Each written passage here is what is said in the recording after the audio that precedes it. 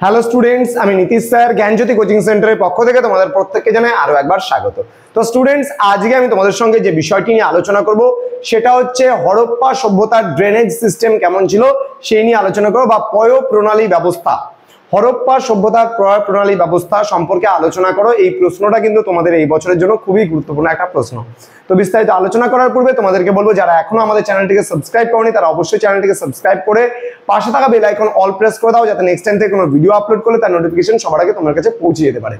এছাড়া তোমরা যারা ভাবছো অনলাইনে আমাদের সঙ্গে যোগাযোগ করবে বা অনলাইনে আমাদের কাছে পড়বে, তারা অবশ্যই সময় নষ্ট না করে যোগাযোগ করতে পারো আমাদের অফিসিয়াল নাম্বার 6295916282 এবং 7076398606 নম্বরে।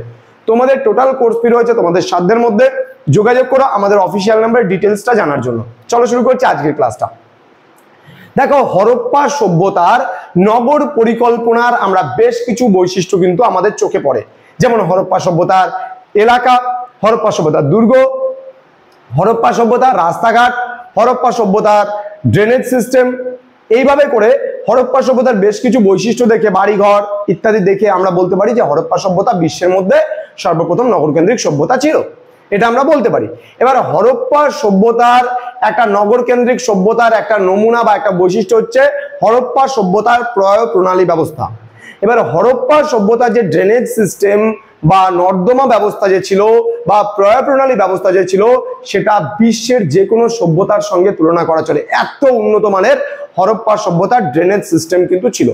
তাহলে হরপ্পা সভ্যতার প্রয় প্রণালী ব্যবস্থা ছিল যথেষ্ট উন্নত মানের, এবং এই যে ড্রেনগুলো ছিল বা এই যে পয় প্রণালীগুলো ছিল, এগুলো কিন্তু পোড়া ইট দিয়ে তৈরি হতো এবং পোড়া ইট দিয়ে বানানো হতো।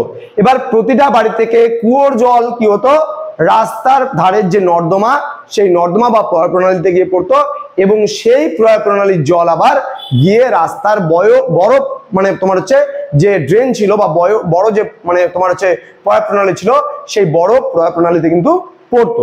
এবং এই যে ড্রেনের পাশে পাশে কিন্তু আমরা দেখতে পাই যে চৌকোনো বাঁধানো বা ইটের তৈরি চৌবাচ্চার মতো কিন্তু অনেকগুলো জিনিস থাকতো, যেখানে কি করা হতো, যে কোথাও যদি ময়লা আবর্জনা জমে যেত তাহলে কিন্তু সেগুলো কিন্তু সেখানে ওই তোমার হচ্ছে চৌকো টাইপের যে ওই মানে চৌবাচ্চা টাইপের যে বানানো হতো সেখানে কিন্তু ফেলা হতো। এবার এই হরপ্পা সভ্যতার যে প্রয় প্রণালী ব্যবস্থা ছিল, সেই প্রয় প্রণালী ব্যবস্থা আমরা দেখলে পারে বুঝতে পারি যে হরপ্পার যে নর্দমাগুলো ছিল, সেই নর্দমাগুলোতে কিন্তু প্রতিনিয়ত সেগুলোকে পরিষ্কারের ব্যবস্থা করা হতো, এবং সেই যে রাস্তায় ম্যানহোল এবং ডাস্টবিনের ব্যবস্থাও কিন্তু ছিল, এবং সেই ম্যানহোলগুলোতে নামার জন্য সিঁড়ির ব্যবস্থা ছিল। তাহলে সিঁড়িতে দেখে অনুমান করা যায় যে এখানে কিন্তু এগুলো প্রতিনিয়ত মানে তোমার হচ্ছে পরিষ্কার করা চলতো। এবার একজন বিশিষ্ট ঐতিহাসিক ছিলেন যার নাম ছিল A.L. বাসাম। অধ্যাপক A.L. বাসাম একটা বই লিখেছিল, the wonder that was India. The wonder that was India বইটিতে তিনি যে কথাটা বলেছেন সেটা বলেছেন যে সম্ভবত পৌরসভা এই উন্নত মানের জলনিকাশি ব্যবস্থা পরিচিত ছিল। হরপ্পা সভ্যতা একটা পৌর এলাকা ছিল বলা চলে, এবং এই পৌর এলাকা থাকার জন্যই এত উন্নত মানের ড্রেনেজ ব্যবস্থা কিন্তু তিনি এখানে বলেছেন যে এই কারণেই কিন্তু এখানে এত উন্নত মানের ড্রেনেজ ব্যবস্থা কিন্তু ছিল হরপ্পা সভ্যতায়। এবং অপর একজন ঐতিহাসিক ডি.ডি. কৌশাম্বী তিনি কি বলেছেন, যে হরপ্পার প্রয় প্রণালী ব্যবস্থা এত উন্নত ছিল যে এই কারণে হরপ্পা সভ্যতাকে মেসোপটেমিয়া সভ্যতা থেকে পৃথক বলা চলে। তাহলে হরপ্পা সভ্যতা এবং মেসোপটেমিয়া সভ্যতা দুটো সমসাময়িক সভ্যতা ছিল। একমাত্র এখানকার ড্রেনেজ সিস্টেম, যে হরপ্পা সভ্যতা যে ড্রেনেজ সিস্টেম ছিল, সেই ড্রেনেজ সিস্টেম দেখেই কিন্তু হরপ্পা সভ্যতা আর মেসোপটেমিয়া সভ্যতাকে পৃথক বলে মনে করেছেন বেশ কিছু ঐতিহাসিক। তো আশা করি তোমরা আজকের এই যে হরপ্পা সভ্যতার যে প্রয় প্রণালী ব্যবস্থা, সেই প্রয় প্রণালী ব্যবস্থা পড়তে তোমাদের কোনো অসুবিধা হবে না, এবং তোমরা খুব ইজিলি ভাবে এটা লিখতে পারবে। এটা আসতে পারে ছোট প্রশ্নের জন্য তোমাদের আসবে। আমি তোমাদের বলেছিলাম যে সবার প্রথমে আমি ছোট প্রশ্নগুলোকে তোমাদের পড়াবো, এবং তারপরে কিন্তু ধাপে ধাপে আমি তোমাদের বড় প্রশ্ন দিয়ে কিন্তু এগিয়ে যাব। তো স্টুডেন্টস, দেখা হচ্ছে খুব তাড়াতাড়ি পরবর্তী একটা নতুন ক্লাস নিয়ে।